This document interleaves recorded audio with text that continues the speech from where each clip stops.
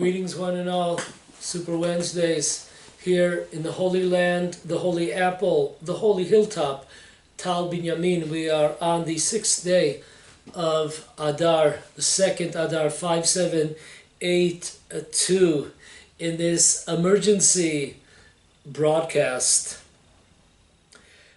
Title of today's emergency broadcast, Russia, Ukraine, Armageddon, bringing the redemption. Okay, may these words that are spoken today, may they all be a wake-up call for myself, for all of us, with God's help, and may the words enter all of our hearts. In the Talmud, tractate of Megillah, page 17, side B, also, you could refer to Sanhedrin 97, side A. We are told that the Great Assembly, the 120 sages, they arranged and compiled the silent Amidah, the 18 benedictions, the 18 prayers. And every blessing, originally it was 18, then afterwards, of course, 19, but every single blessing that the Great Assembly assembled, there was a purpose and a reason why that blessing had to be exactly in that spot. So if the blessing was the 5th, there's a reason why it was 5 and not 6, and if it was the 7th, there was a reason why it was the 7th, not the 6th, and not the 8th. So the Talmud asks, we know that the 7th blessing of the Amidah is asking God to look at our troubles and to redeem us. So why is redemption connected to the number 7? So the Talmud says that the Jewish people will be redeemed in the 7th year, in the sabbatical year. And for those that are unaware, we are in that sabbatical year. That's pretty exciting if the redemption comes during a sabbatical year, and not only are we in a sabbatical year, but we are in 3 months of the year that are redemption, that are really geared for redemption. That's 2 months of Adar, where the redemption of Purim occurred, and also the following month of Nisan, where the redemption of Passover, leaving Egypt, occurred. So we have almost all the players in place.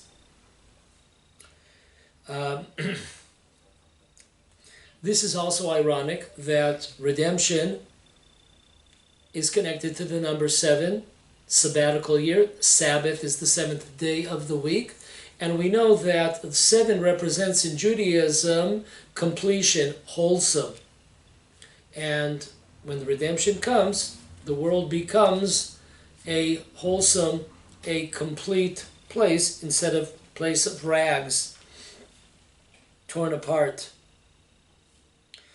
However, the Talmud does not take this without a fight. It says we have another tractate. It's called the Tractate of Derech Eretz Zuta, in the 10th chapter, the first law.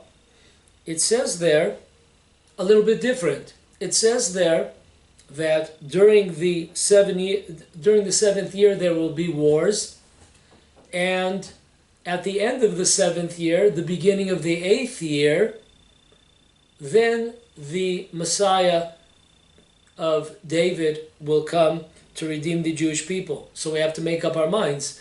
Is the redemption, does it come during the 7th year, the sabbatical year, or does it come during the 8th year?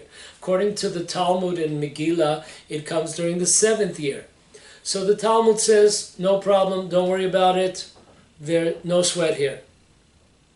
When you see wars, this is a sign of the beginning of the redemption. So, wars that take place, especially in the sabbatical year, they are the signs of the beginning of the redemption. And that is what we are seeing right now. The completion, the Mashiach, the son of David, the Messiah, comes at the end of the 7th year, what's called Motzei Shvi'it. So, also very interesting, it seems as if the Messiah comes after the redemption, right? Because it says that the 7th year there are wars, and that represents the beginning of redemption, and then the Messiah comes at the eve of the 7th year. So most of the commentaries say that there's, of course, two Messiahs. There's the Messiah, the son of Joseph, who fights the battles, who's the physical side of the redemption of the Jewish people, and that happens during the 7th year, wars, etc. And after the 7th year is over, the beginning of the 8th year, that is the Messiah of David. So no problem with that. So we see very clearly that the Talmud looks at wars during the sabbatical year as the beginning of redemption. We are now in the 7th year, and we see a big war between Russia and Ukraine. Now this is really big time because it's not just a regional war, it's a war that threatens the entire world, because you have countries that are backing Russia, like China, etc. You have countries that are backing Ukraine, like NATO countries.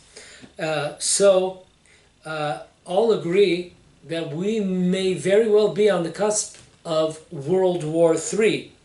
We see in the world a tremendous physical and financial meltdown. If we look at the prices, what's going on in the world with prices, if it's wheat, if it's oil, and the beat goes on, we are in tremendous hot water here. This is a big time. We are on the cusp of perhaps a nuclear battle between Russia and its allies and Ukraine and its allies. This is not something to be taken lightly. This is big time, this war between Russia and Ukraine. In fact, a person in Washington, his name is Harry, I hope I'm pronouncing his last name correctly, Casiano. He's a foreign policy analyst for Washington. He often puts together, he simulates various wars. And in 2019, he did such a simulation. A war between NATO countries and Russia will result, this is 2 years ago, in the death of 1 billion people. 1 billion people. This simulation that was done 2 years ago. And he said recently in an interview, if we're not careful today, this could happen if war breaks out over Ukraine. Well, it already is broken out.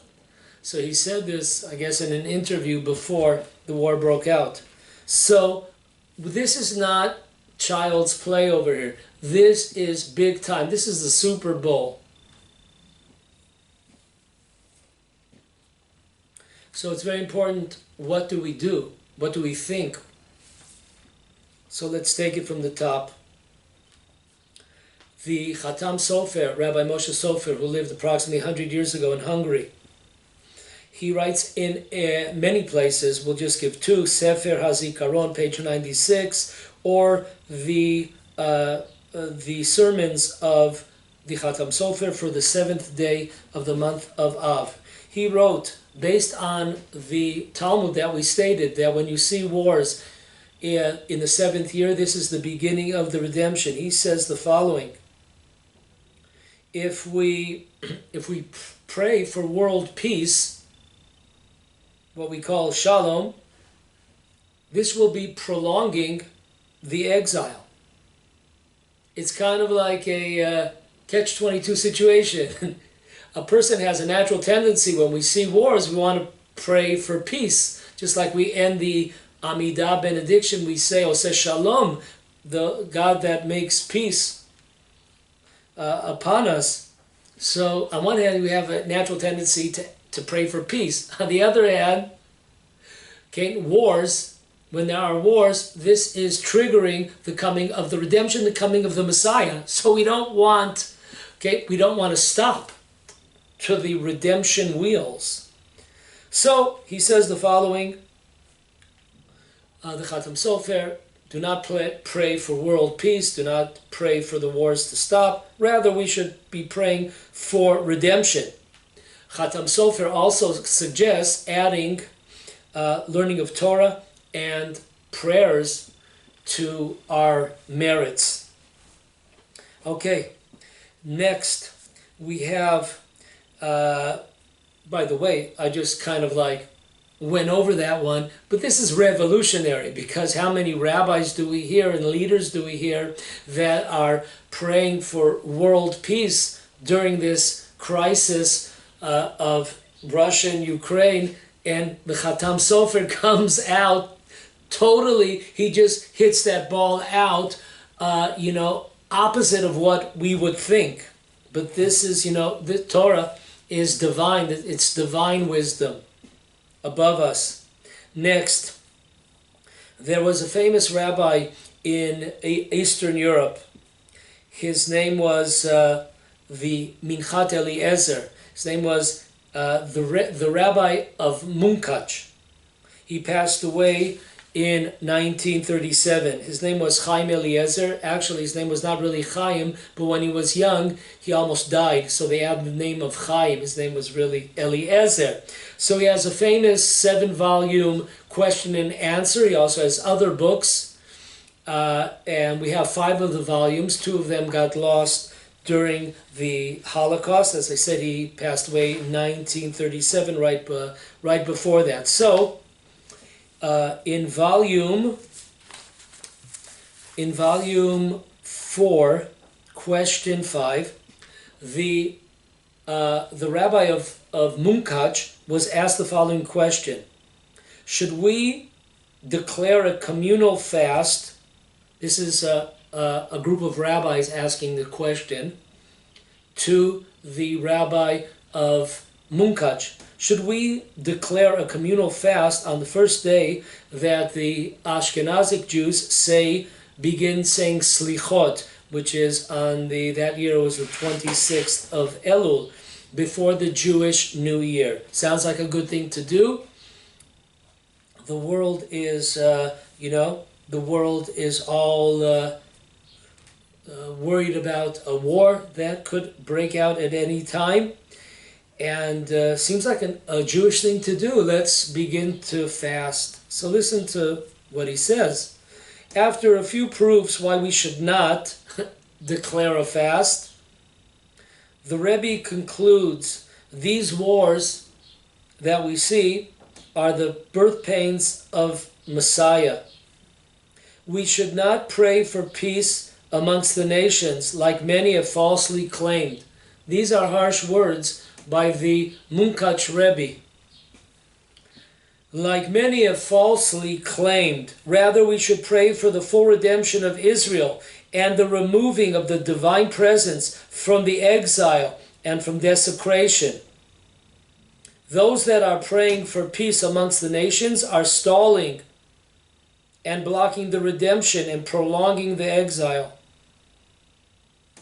The Munkach Rabbi goes on to suggest and quotes the Khatam Sofer that we should add learning of Torah at this time and our prayers. I would just add to that, we have a Gemara in Sanhedrin, if I'm not mistaken, that we should also add acts of kindness to be saved from these birth pains of Messiah. Acts of kindness, especially with the inflation, with food prices soaring. It's so difficult for so many people to make it. I think one of the Perhaps the Vice President of America recently said that everyone has to move over because there's an energy crisis. We have to move over to electric cars with gas prices. The problem is that most Americans can't afford electric cars. Bam, bam, bam. Yeah. Okay, moving right along. We have the famous Pele Yoetz. Rabbi Eliezer Papo passed away in the year of 1827 in the land of Israel. In his book, Orot Elim, on page 108, listen to this, put on a seatbelt. We're not accustomed to hearing these words, unfortunately. When you see nations inciting one another, challenging one another, threatening one another, be prepared for Mashiach. This is based on Breshit Rabbah, chapter 42, paragraph 4. The Jews should be happy when they witness the nations fighting wars. And we should then strengthen our trust in God. We should not pray for peace amongst the nations. Rather, God should do what is best in His eyes. An amazing Rabbi Eliezer Papo. He was besides for his great ethical work of the Pele Yoetz, he also was a Jewish law decider. He was a halachic expert, and he was also a Kabbalist. So he kind of was a person with a jack of all trades. There we go. And be happy when you see nations challenging and inciting and warring amongst one another. So we have so far the Chatam Sofer. Second, we have the Minchat Eliezer, the rabbi of Munkach. And last but not least, we have Rabbi Eliezer Papo, all of these prophets, so to speak, prophesizing in the same direction. Not what we're being told by our leaders or by, unfortunately, various rabbis. Moving right along, we have the book called Siftei Chachamim. Siftei Chachamim was written by Rabbi Avram Abba Herzl. Rabbi Avram Abba Herzl was the rabbi of Pressburg in Hungary. And he has a six-volume commentary, amazing 6 volumes commentary on the Talmud. And he writes on, by the way, he passed away in 1928, so almost 100 years ago he passed away. He was a tremendous scholar, and he writes on the tractate of Megillah 17b, the one that we're concentrating on today in our emergency broadcast. Why do we need wars to bring upon the redemption? It seems like, why doesn't God bring the redemption in a nice, peaceful, mellow kind of way? And he says an amazing lesson, folks. Open up your hearts and engrave these words on your heart. This is an amazing, amazing piece by the Siftei Chachamim. Listen to what he says. He says, when countries decide to go to war against each other, it's partly due to their national honor or their kingdom's pride being trampled upon by another kingdom or another nation. They are willing to go out, take their nation to fight in battle, though they know that there is a chance of casualties and a chance of even losing. But for the honor of the kingdom, for the honor of the republic, for the honor of flesh and blood, they are willing to go out and fight. So, the Siftei Chachamim says an amazing line. Once this is happening, when countries are willing to go out and fight and endanger their nations and their assets in their country and their entire future for the fact that their honor of the kingdom of their nation, of perhaps themselves, personally, they have been offended. Their honor has been lowered, and they are not willing to stand for that. So then the Mashiach can come with this tremendous card as the nations of the world are warring against each other. Mashiach comes to God and says, God, look at these people, look at these nations. They are willing to risk their entire future, their entire country, because of the honor of their kingdom, the honor of their nation, or personal honor. Look at your honor. God, for the last 2,000 years, your honor has been in the mud. The divine presence is in exile, desecration of God's name. As days go by, it gets worse. God, if these human beings are willing to sacrifice their lives, their countrymen's lives, for their kingdom of flesh and blood, what about ending the exile and bringing the final redemption and redeeming your name and bringing the kingdom of Hashem, which matters, to rule over the world? This is an amazing lesson. That is why when we see wars, according to the Talmud, this is the beginning of the final redemption. And he finishes, this should be the theme of our prayers during the times that we see wars, to pray that Hashem will see these kingdoms, these nations fighting for honor. And what about God, your honor, which has been desecrated for the last 2,000 years? Now that is the trigger that brings the redemption. Okay, moving right along here. Many of our viewers might say, Yehuda, we've had wars before, no Messiah. Why get excited? Why get excited? Okay, for that I'm going to bring in the Malbim. The Malbim's real name was Rabbi Meir Leibush. He was born in 1809 in the Ukraine. Interesting. He died in Kiev. Interesting. 1879. Listen to what he says. He says, it says in the Talmud, Tractate Megillah 17b, that's what we're focusing on today, that the word the Torah decides to use is not a singular war, wars. When you see wars during the sabbatical year, this is the sign of the beginning of the redemption. And he has an unbelievable take. He was a great, we could speak for a couple of hours on the greatness of the Malbim. Some even say that he had the status of a Rishon, one of the earlier 500 plus years ago status. So this is a big gun that we're talking about. Listen to what he says. We're not talking about one war. We're talking about a process that brings the redemption. This is a process of many wars. Each one brings us closer to the final redemption. This is an amazing point, dear friends. It is true. We've been there, done that, right? We've seen this movie a couple of times. Okay, but the Malbim comes and he hits it out. And in the words of Tomer Devorah, that ball is still traveling out of the stadium. Amazing.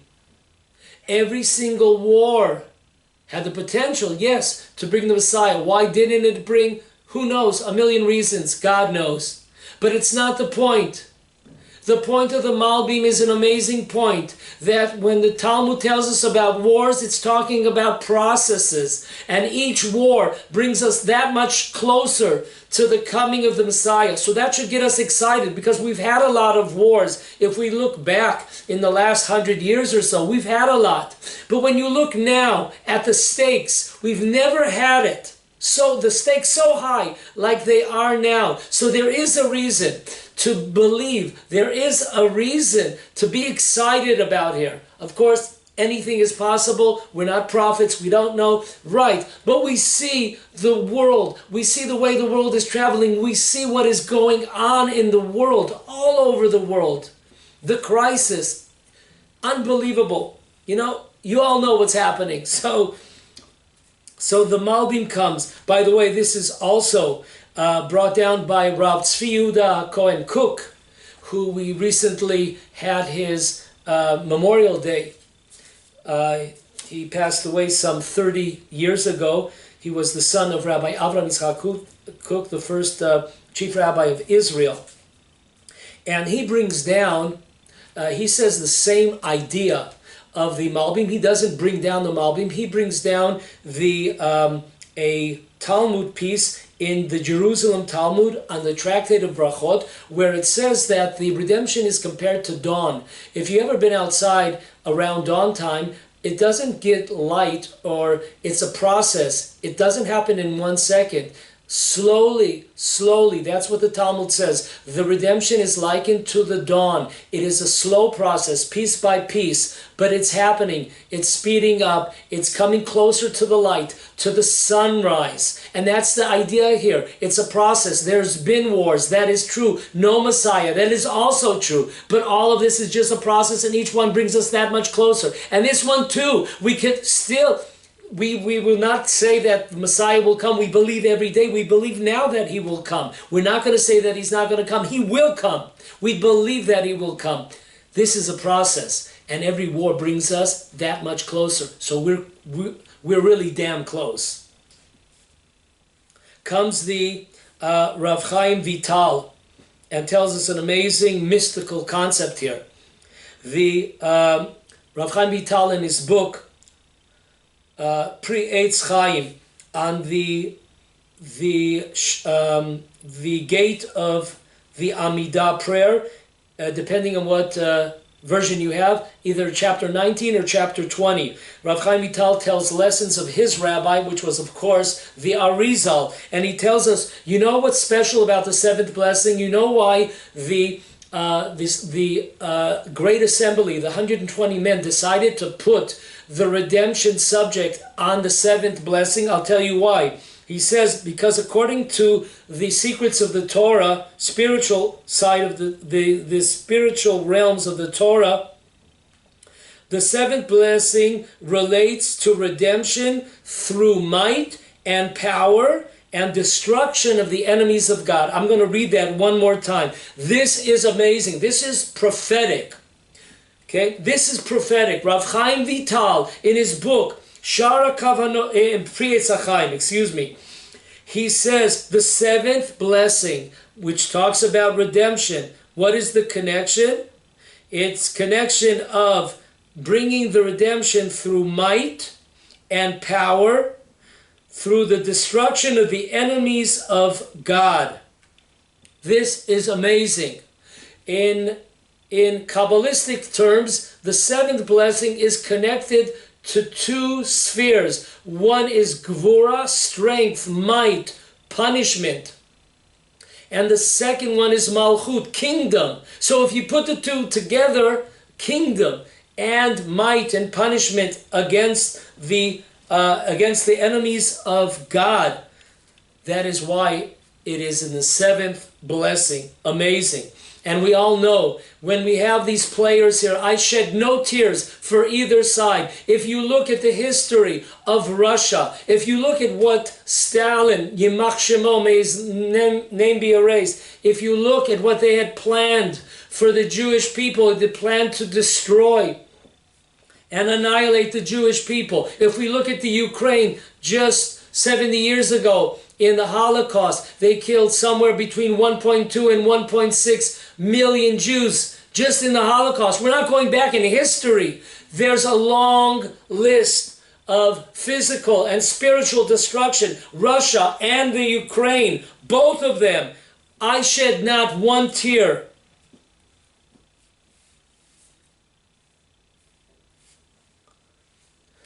So, as Rav Chaim Vital says, redemption, payback time, redemption through might and through power and destruction of the enemies of God. Another amazing scenario that we see right in front of our eyes is throughout redemption we've seen an awakening of people that are coming close to the Jewish people. We saw that in Egypt. When the Jewish people left Egypt, there were the band of the multitudes.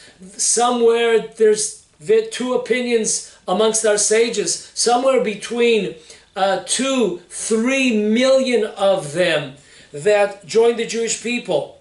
Moses unfortunately accepted them, but our rabbis tell us that they should have been accepted if Moses should have waited a period of time.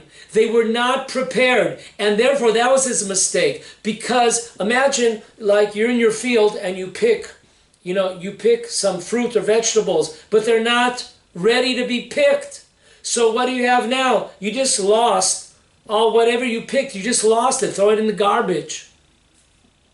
So this is the idea. So many times we were on the right path, but we did things too early. And that's what happened. But we do see, very interesting, that the awakening of people that want to connect to the Jewish people. Though many of them, of course, have ulterior motives. There are a minority that are true blue. So that was in the time of the redemption of Egypt. Let's look in the time of Purim, the holiday that we have coming up next week. It says in chapter 8, verse 17, it says that many of the nations were becoming Jews. They were fearful of the Jewish nation, and they became Jews. The redemption of Purim. Once again, we see nations that are gravitating towards the Jewish people. Now, many of the commentators say that there were two groups. There were people that were sincere, that they saw the greatness of the Jewish people, and there were many, or the majority, were people that were just putting on a costume, so to speak. One of the reasons why we wear costumes on Purim, because there were Gentiles that were dressing up like Jews. Are these people considered to be Jews during the time of Purim? You could look it up in Tractate Yevamot, page 24b, if I'm not mistaken. And there is a dispute between Rabbi Nehemiah and Rav, whether they are considered to be Jews or not Jews, because of many of them had ulterior motives. Check it out in the Gemara. It seems like the halacha is that they were considered to be Jews. In the time of the second return, the sign of the second redemption, the redemption of the 70 years of being in Babylonia, we have once again one of the central themes during this time of the return of the Jewish people, where 42,340 Jews came back from Babylonia to the land of Israel to set up and erect the second temple. We have there one of the central pieces of the book of Ezra and Nehemiah is assimilation, that the Jews came back and they were married with non-Jewish women. Did Ezra and Nehemiah eventually separate them? That is a whole subject that we could talk about at a different time. But once again, so we have Passover redemption. There's a movement towards the Jewish people. We have the time of Purim, a movement of nations towards the Jewish people to convert. We have in the time of Ezra a movement of the nations joining up with the Jewish people.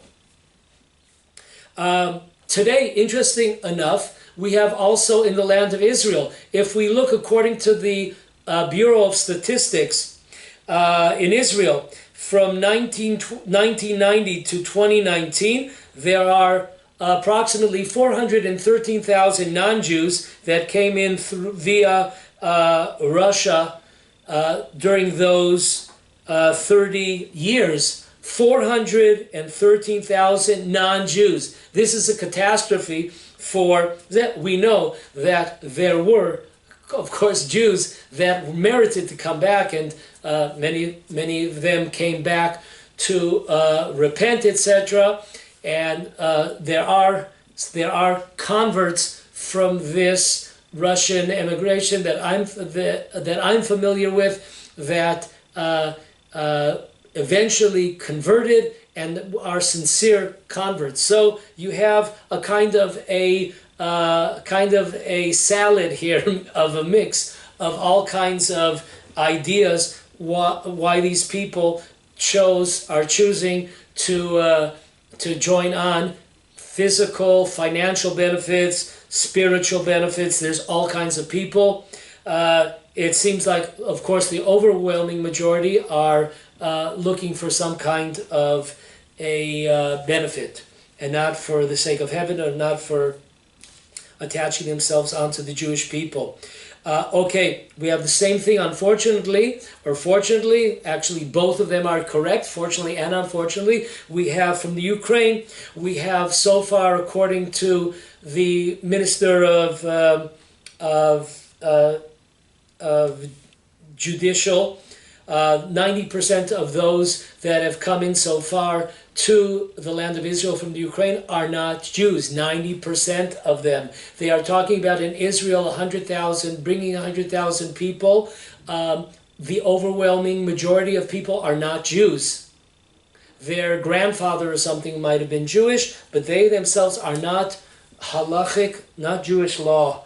By Jewish law, they are not Jews. Once again, if you're out there, we could talk about this. There are many voices coming and say this is a catastrophe. We are in hot water here in the land of Israel. You know, the only person that's jumping up and down is that wicked person from that Russian party who has more more voters at his disposal. The anti-religion minister from Russia. So anyways, we have once again, now, this is an amazing piece. Listen to this. The Chida writes in his book, Petach Einayim, on the tractate of Yevamot, page 47, side B. How come our sages tell us that when a convert comes to convert, it should say when a Gentile comes to convert, right? So he asks that question. He tells an amazing answer, that there are no real converts that came from zero.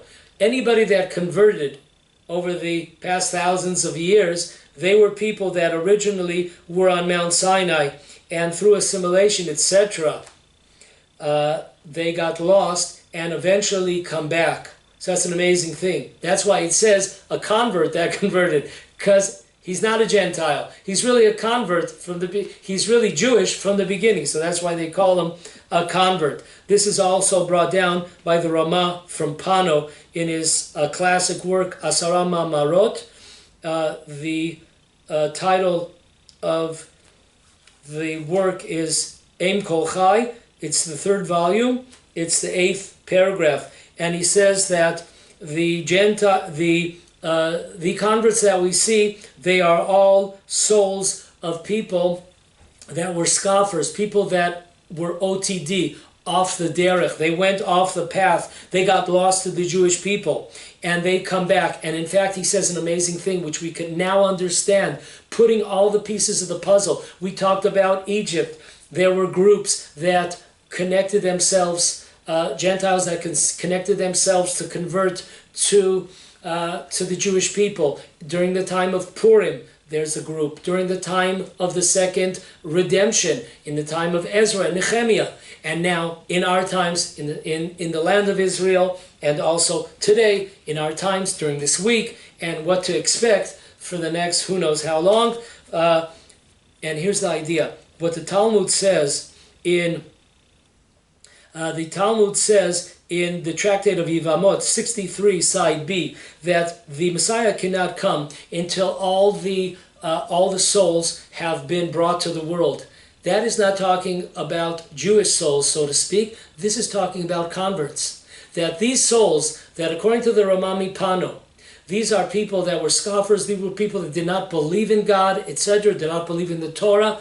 They all come back. And they must come back. They must reattach themselves to the Jewish people in order for the Messiah to come. So now we understand. I can't believe we're still sitting here. It's an amazing. Get up. Scream at the top of your lungs. Every single time we come close to redemption. Okay? We come close to the redemption. There is an awakening. And there's a small nucleus of them out there.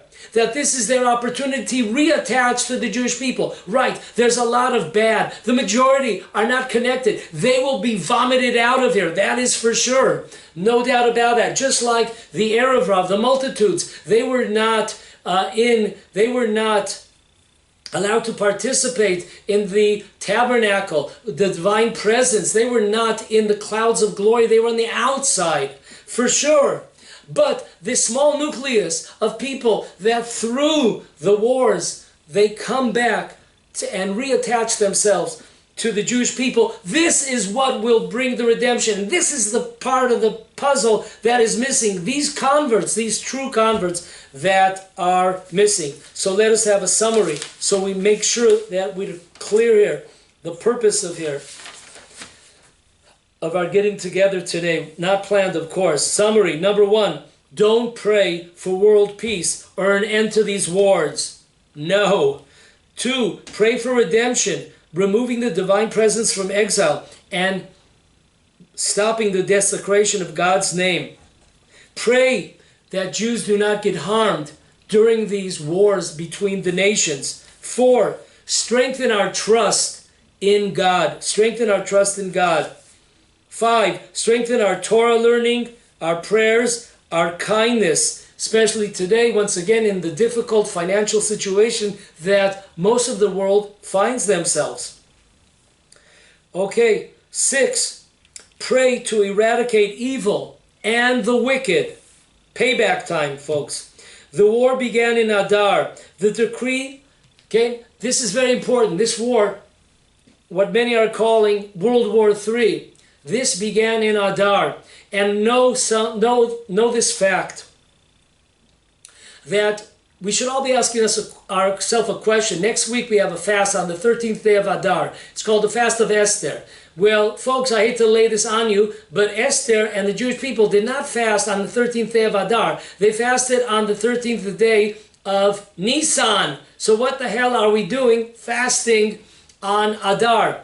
And the commentators say an amazing idea, that the decree to annihilate the Jewish people was never annulled, was never canceled. Every single year, that decree returns before God, and God must decide what is the fate of the Jewish people. Do we understand what we're saying here? Do we get the depths of this idea here?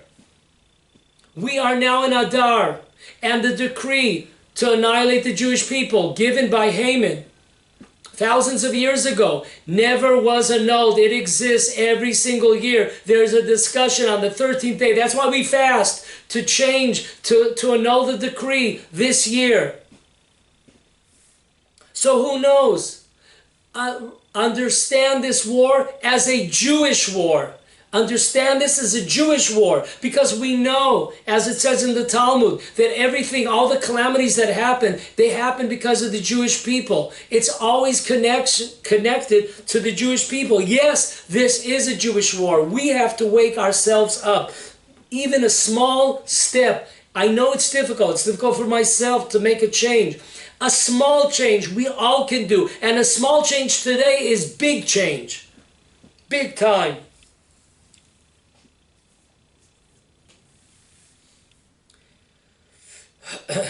8, remember, we are in a special 3-month period of time of year, of months that are special, that are so much easier to access redemption during these 3 months is 1,000,000 times easier than any other time of the year. That is, we have 2 months of Adar and 1 month of Nisan, the redemption of Purim and the redemption of Passover. So we have to remember and take advantage of this time and understand that it was not by accident that these wars began during the month of Adar.